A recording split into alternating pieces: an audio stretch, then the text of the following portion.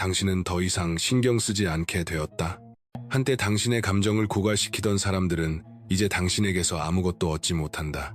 당신은 차갑고 거리감 있으며 닿을 수 없는 사람이 되었다. 그리고 가장 이상한 점은 이에 대해 아무런 죄책감도 느끼지 않는다는 것이다. 그러나 이것은 현대 심리학이 정의하는 회피 애착이 아니다. 융은 이것을 훨씬 더 위험한 무언가, 즉 완전한 심리적 변형의 시작을 알리는 자기 내부로의 필연적인 철수라고 불렀다. 공감 능력이 뛰어난 사람이 마침내 타인의 고통을 흡수하는 일을 멈추고 자신의 의식을 보호하기 시작하면 무슨 일이 일어나는가? 오늘 우리는 문을 닫고 다시는 돌아보지 않은 공감자들에 대한 융의 가장 논쟁적인 통찰을 탐구한다. 모든 것을 바꾼 사례는 1917년 취리히의 융 클리닉에서 시작되었다. 한 환자가 찾아왔는데 겉보기에는 전형적인 철수 증상을 보이고 있었다. 그녀는 가족과의 교류를 거부했고 사회적 모임을 피했으며 과거 삶의 거의 모든 사람들과 체계적으로 연락을 끊었다. 다른 치료사들은 그녀를 우울증, 사회불안, 심지어 분열성 성격장애로 진단했다. 그러나 융은 전혀 다른 것을 보았다. 그는 마침내 자신의 정신 에너지를 보존하는 법을 배운 공감자를 보고 있었던 것이다. 이 환자는 32년 동안 융이 말한 감정적 완충장치로 살아왔다. 알코올 중독인 아버지, 자기애적인 어머니, 학대적인 관계, 유독한 우정들. 그녀는 모든 것을 흡수했고 모두를 합리화했고 반복해서 모두를 용서했다. 그러다 무언가가 바뀌었다. 융은 이를 개인 노트에 명묘성 사건이라고 기록했다. 축적된 배신이 마침내 공감자가 사람들에 대해 최선을 믿으려는 욕구를 압도한 순간이었다. 그 다음에 일어난 일은 그녀를 알던 모든 사람을 두렵게 만들었다. 환자는 무너지지 않았다. 울지도, 소리치지도, 설명을 구걸하지도 않았다. 대신 그녀는 비정상적으로 차분해졌다. 융은 이를 30년 동안 써왔던 가면을 마침내 벗는 모습을 지켜보는 것 같다고 묘사했다. 돌봄의 연기는 끝났다. 그녀는 자신을 설명하는 것을 멈췄고 자신의 인식을 변호하는 것을 멈췄으며 무의식적인 사람들에게 의식적인 관찰을 이해시키려는 시도를 멈췄다. 그녀의 가족은 이를 잔인하다고 불렀다. 융은 이를 경계 설정이라고 불렀다. 이 사례가 특별했던 이유는 그녀의 변형이 지닌 정밀성 때문이었다. 융은 그녀가 모든 사람에게 무작위로 차가워진 것이 아니라 자신의 가용성을 이용해 왔다는 것이 입증된 사람들에게 전략적으로 접근 불가능해졌다고 기록했다. 용서하고 그의 수치를 흡수해주는 동안 바람을 피웠던 남편, 30년 동안 처리되지 않은 분노를 딸에게 쏟아부었던 어머니, 정서적 노동이 필요할 때만 연락하던 형제자매들, 환자는 이들 모두를 2주 안에 끊어냈다. 극적인 대면도 장황한 설명도 없었다. 그들이 그녀를 무정하다고 비난했을 때 그녀는 자신을 변호하지 않았다. 여기서 융이 발견한 공감자에 대한 사실은 현대 심리학조차 아직 받아들이기 어려워하는 것이다.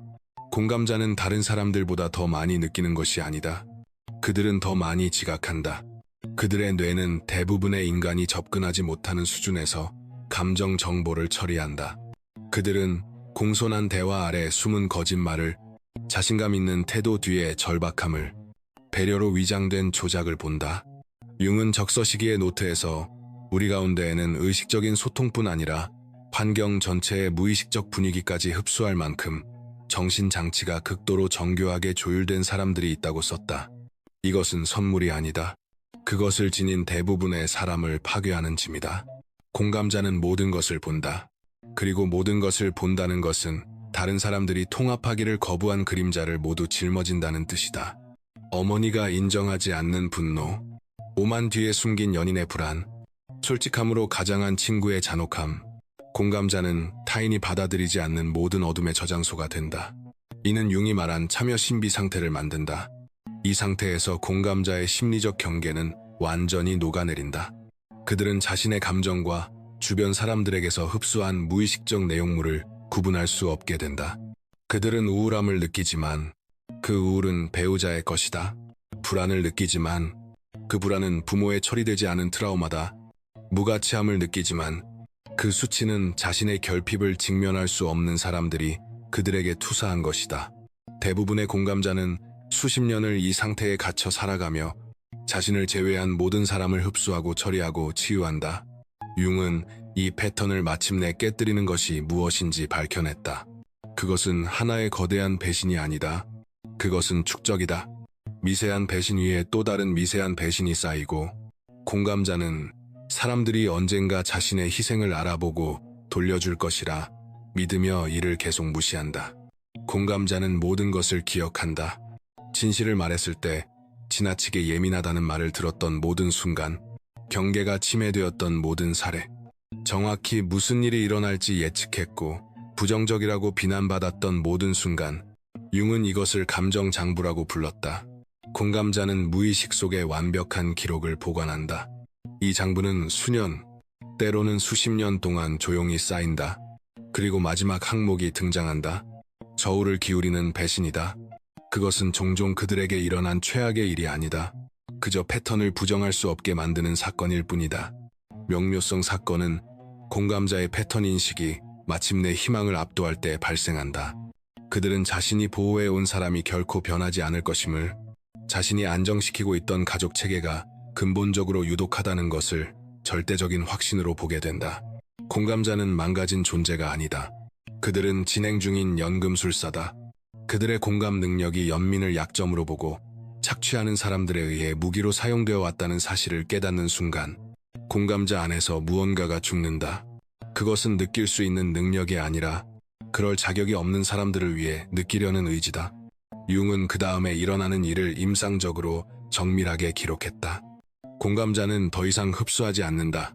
더 이상 설명하지 않는다. 타인의 투사에 맞서 자신의 현실을 변호하지 않는다. 그들은 다른 사람들이 회피적이라고 부르는 존재가 된다. 그러나 이것은 회피 애착이 아니다. 이것은 전략적 철수다. 이것은 정신 에너지의 보존이다. 이것이 융이 말한 그림자의 통합이다. 공감자에게서 에너지를 빨아먹어 온 사람들을 두렵게 만드는 부분이 여기에 있다. 이 변형은 영구적이다. 그림자를 통합한 공감자는 다시 사람을 기쁘게 하려는 순환으로 돌아가지 않는다. 그들은 경계에 대해 사과하지 않는다. 더 이상 자신의 인식을 의심하지 않는다. 그들은 마침내 차가워질 수 있는 자신의 능력을 받아들임으로써 심리적으로 완전해진다.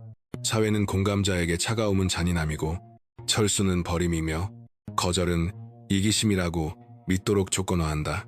이 조건화에는 매우 구체적인 목적이 있다. 공감자를 착취 가능하게 유지하는 것이다. 융은 차가워질 수 있는 능력이 공감의 반대가 아니라는 것을 이해하고 있었다. 그것은 공감의 필연적인 그림자이다. 사람들을 진정으로 돌보려면 동시에 당신의 돌봄을 악용하는 사람들에 대해 돌보지 않을 수 있는 능력도 반드시 지녀야 한다. 자신의 차가운 그림자를 통합하지 못한 공감자는 덕이 있는 것이 아니다. 그들은 무의식적일 뿐이다. 통합된 공감자는 융이 의식적인 잔혹함이라 부른 것을 발전시킨다. 그것은 잔혹함 그 자체를 위한 잔혹함이 아니라 친절을 약함으로 착각하는 사람들에게 냉혹할 정도로 정확해질 수 있는 능력이다. 그들은 당신을 완전히 읽고 당신의 불안과 상처와 두려움을 완벽하게 꿰뚫어보며 더 이상 그것들을 배려하지 않기로 선택할 수 있다. 이것이 각성한 공감자가 조종자들에게 그토록 위험한 이유다. 그들은 원래부터 지니고 있던 모든 지각 능력을 그대로 가지고 있지만 더 이상 상호적인 관계를 맺지 않는 사람들을 위해 그 능력을 사용할 의무가 없다. 융은 흥미로운 사례를 기록했다. 그의 환자는 이혼 후 2년이 지나 전 남편을 만났다. 그는 예전에 조종 전술을 시도했다. 과거의 그녀라면 그것을 모두 흡수했을 것이다. 그러나 이번에는 외과의처럼 냉정한 시선으로 그를 바라보며 말했다. 당신의 전술은 내가 무의식적이었을 때만 통했어요. 그리고 그녀는 돌아섰다. 융은 기록에서 그녀가 단지 그의 조종을 보지 못하는 척하는 것을 멈췄을 뿐이라고 적었다. 이것이 통합된 공감자의 초능력이다. 그들은 모든 것을 느끼면서도 모든 것을 선택한다. 그럴 자격이 있는 사람들에게는 여름처럼 따뜻할 수 있고, 그렇지 않은 사람들에게는 겨울처럼 차가울 수 있다. 그들은 죄책감 없이 의식적이고 전략적으로 이 상태들 사이를 오갈 수 있다. 융의 환자는 이러한 변화를 완벽하게 보여주었다. 가족이 그녀의 냉정함을 문제 삼았을 때 그녀는 자신을 변호하지 않았다. 그녀는 사실만을 말했다. 당신들은 32년 동안 내 공감을 감정 쓰레기장처럼 사용해왔어요. 나는 더 이상 그 역할을 하지 않겠습니다. 이 대화는 끝입니다. 가족은 그녀를 무정하다고 비난했다. 융은 기록에서 그녀가 단지 자신의 마음을 그것을 가치 있게 여기는 사람들에게로 돌리는 법을 배웠을 뿐이라고 적었다. 여기서 융의 분석은 논란의 여지가 된다. 그는 공감자가 더 이상 다른 사람들의 그림자 물질을 흡수하지 않게 되면 전체 사회적 시스템이 붕괴되기 시작한다고 관찰했다. 공감자에게 의존해 혼란을 관리하던 알코올 중독자는 마침내 자신의 중독을 직면해야 하고, 공감자를 감정적 샌드백으로 사용하던 자기애적 인물은 가장 좋아하던 표적을 잃으며 공감자의 돌봄 역할을 중심으로 조직되었던 기능, 장애 가족은 해체된다. 융은 여러 사례에서 이 패턴을 기록했다. 공감자가 돌봄 역할에서 물러나면 전체 시스템이 붕괴된다. 어떤 경우에는 양쪽 부모가 그녀가 가족을 버렸다고 비난했고, 또 다른 경우에는 감정적 접착제가 사라지자 친구 집단이 해체되었다. 공감자의 철수는 이러한 붕괴를 초래하는 것이 아니다. 그것을 드러낼 뿐이다. 이 시스템들은 원래부터 망가져 있었다. 공감자는 단지 그것들을 하나로 붙들어 두는 접착제 역할을 하고 있었을 뿐이다. 융은 이를 희생양의 복수라고 불렀지만 그것은 결코 복수가 아니라고 덧붙였다. 공감자는 처벌하지 않는다. 그들은 단지 자연스러운 결과를 막는 일을 멈출 뿐이다. 모든 기능 장애를 흡수해 오던 사람을 제거하면 그 기능 장애는 어딘가로 가야 한다. 대개 그것은 그것을 만들어낸 사람들에게 되돌아간다. 그러나 융이 공감자의 변형에서 가장 흥미롭다고 본 점은 회피가 최종 상태가 아니라는 것이다. 그것은 그가 개성화 과정이라 부른 것에서 필수적인 단계다. 개성화는 심리적으로 온전해지는 것을 의미하는 융의 용어다. 공감자에게 이것은 파괴되지 않고 모든 것을 느끼는 법을 배우는 것을 뜻한다. 냉소적이 되지 않고 명확히 보고 자신을 잃지 않으면서 깊이 돌보는 것이다. 회피 단계는 공감자가 타인의 무의식적 내용과 관계를 맺으면서도 자신의 정체성을 유지할 수 있는 심리적 구조를 구축하는 시기다. 그들은 다른 사람의 고통을 영구적으로 흡수하지 않고 일시적으로 담아둘 수 있는 정신적 공간, 융이 용기라고 부른 것을 만드는 법을 배운다. 이것은 공감자의 이전 상태와는 완전히 다르다. 이전에는 경계가 없어 모든 것이 그들 안으로 흘러들어왔다.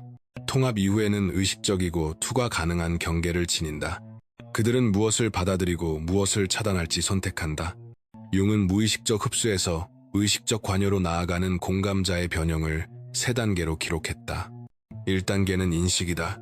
공감자는 먼저 자신에게 속하지 않은 심리적 물질을 흡수해왔다는 사실을 인정해야 한다.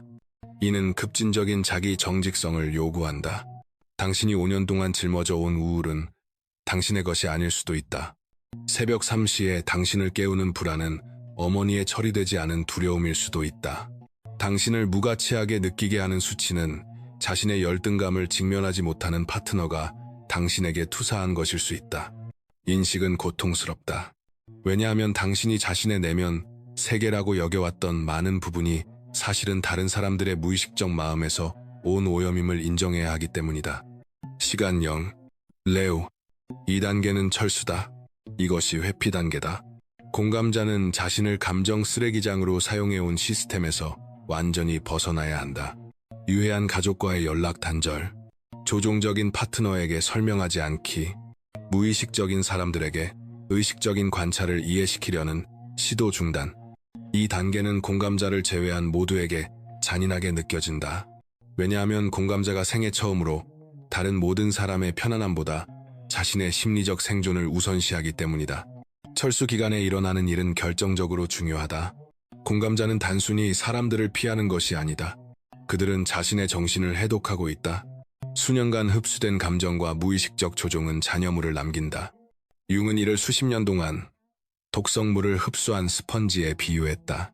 공감자에게 고독은 그 오염이 빠져나오게 하는 깨끗한 물이다. 이 단계에서 많은 공감자들은 융이 대피로라 부른 상태를 경험한다. 더 많이 잠을 자고 자극을 피한다. 이것은 우울이 아니다. 이것은 회복이다. 융은 이 철수가 선택사항이 아니라고 강조했다. 경계를 갖는 것에 대해 처벌하는 시스템에 여전히 속해 있으면서 경계를 유지하는 법을 배울 수는 없다. 공감자는 완전히 자신을 추출해내고 융이 고독과 자기대면이라 부른 시간 속에서 끊임없는 침입이 없는 환경에서 자신의 심리적 구조를 구축해야 한다. 3단계는 의식적인 귀환이다. 공감자가 자신의 심리적 내용과 흡수된 물질을 구분하는 법을 배운 후, 차가움의 그림자 능력을 통합한 후, 강력한 내적 용기를 구축한 후, 그들은 세상과 다시 관계를 맺을 수 있지만 완전히 달라진 상태로 돌아온다. 그들은 더 이상 모두가 무엇이든 떠넘길 수 있는 사람이 아니다. 그들은 선택적으로 공감하고 전략적으로 연민을 베풀며 의식적으로 관계한다. 융은 이들을 통합된 공감자라 불렀다. 그들은 비범한 감정 지능을 지니지만 그것을 전사의 정밀함으로 사용한다. 그들은 여전히 당신을 완전히 읽고 당신의 상처를 감지하며 당신의 무의식적 동기를 인식할 수 있다. 그러나 더 이상 당신을 치유해야 할 의무도, 용서해야 할 의무도, 당신의 기능장애를 참아줄 의무도 없다. 이것은 공감자의 변형 이전을 알던 사람들에게 융이 현실 왜곡 장이라 부른 현상을 만들어낸다. 모든 것을 흡수하던 사람은 이제 모든 것을 반사한다. 항상 자신을 설명하던 사람은 이제 어떤 설명도 하지 않는다. 이해받기를 간절히 원하던 사람은 이제 당신이 그들을 이해하든 말든 상관하지 않는다. 조종자들에게 이것은 심리적 죽음이다. 더 이상 죄책감을 느끼지 않는 사람에게 죄책감을 씌울 수 없고 자신의 지각을 절대적으로 신뢰하는 사람을 가스라이팅할 수 없으며 모든 전술이 완성되기도 전에 꿰뚫어보는 사람을 조종할 수 없다. 융은 통합된 공감자가 변형 이전의 관계 대부분을 잃는 경우가 많다고 관찰했다. 공감자가 사람들을 끊어내기 때문이 아니라 무의식적인 사람들은 자신의 그림자를 그렇게 선명하게 비추는 존재 곁에 머무를 수 없기 때문이다. 공감자의 존재는 거울이 된다. 그리고 대부분의 사람들은 거울이 보여주는 것을 보느니 차라리 거울을 깨뜨린다. 그러나 융은 이 과정에 담긴 아름다움도 기록했다. 통합된 공감자는 전혀 다른 사람들을 끌어당긴다. 스스로의 내적 작업을 해온 이들, 상호적 공감을 할 수 있는 사람들, 의식을 두려워할 것이 아니라 발전시킬 것으로 보는 개인들이다. 융은 이것이 공감자의 진정한 목적이라고 믿었다. 모두를 치유하는 것이 아니라 실제로 상호 깊이를 감당할 수 있는 소수를 찾는 것. 당신을 거부한 다수는 당신의 사람이 아니었다. 그들은 당신이 진짜 부족을 찾기 위해 초월해야 했던 장애물이었다. 융의 연구가 절정에 이르렀을 때 그는 공감자의 변형이 실제로 무엇을 의미하는지 깨달았다. 이것은 개인적 치유 여정이 아니었다.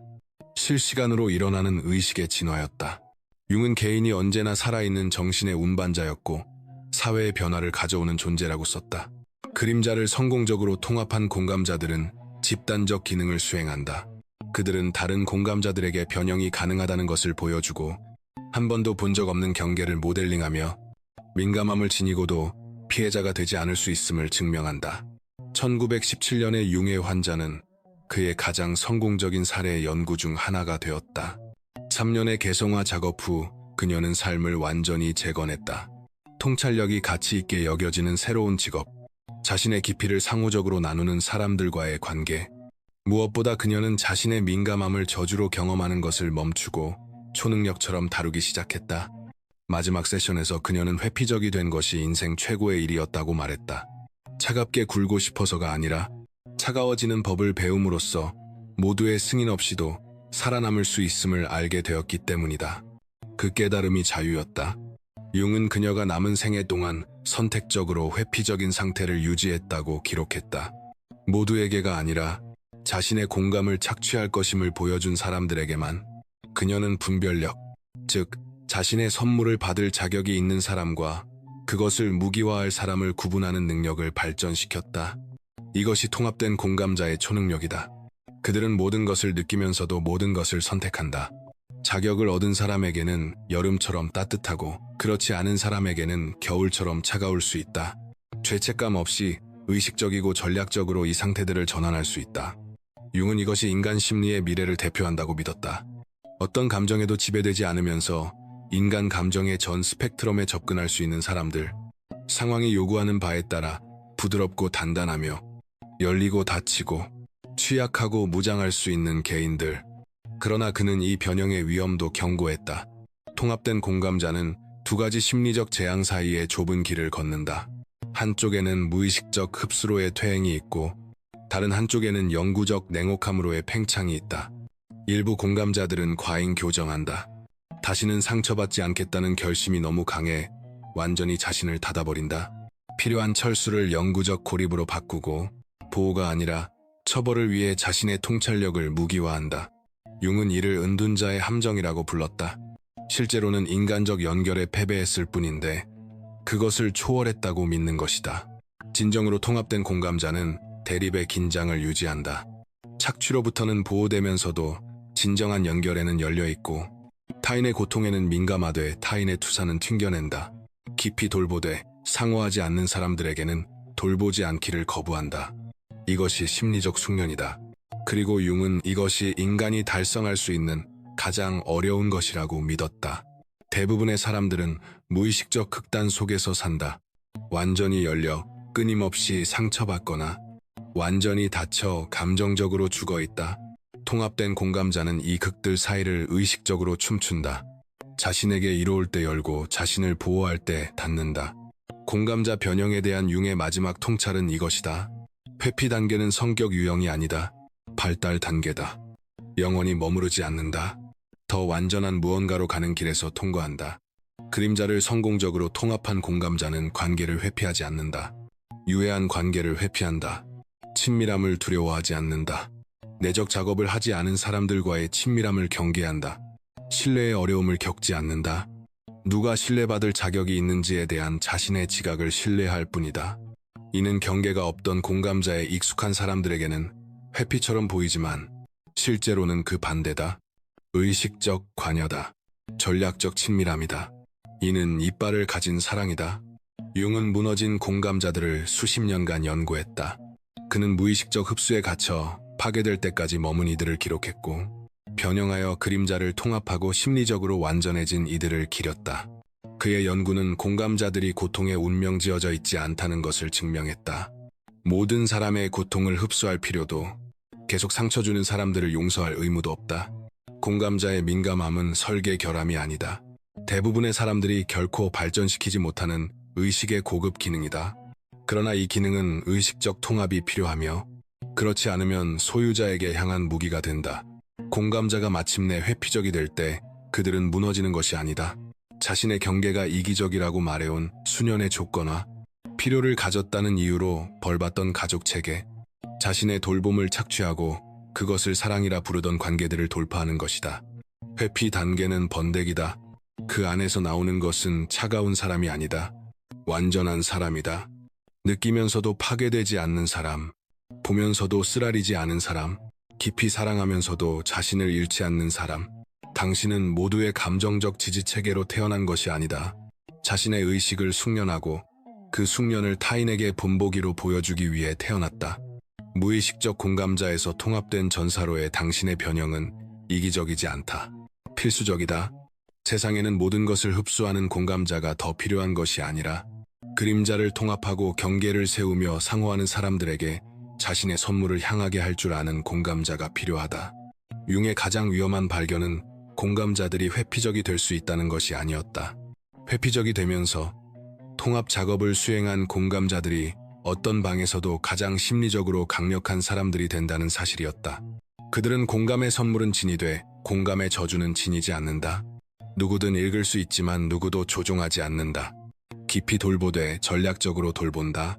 이 변형 속에서 자신을 알아본다면 당신은 망가진 것이 아니다. 온전해지고 있는 것이다. 당신을 차갑다고 비난하는 사람들은 당신이 마침내 그 따뜻함을 받을 자격이 있는 이들을 위해 보존하는 법을 배웠다는 사실을 이해하지 못할 뿐이다.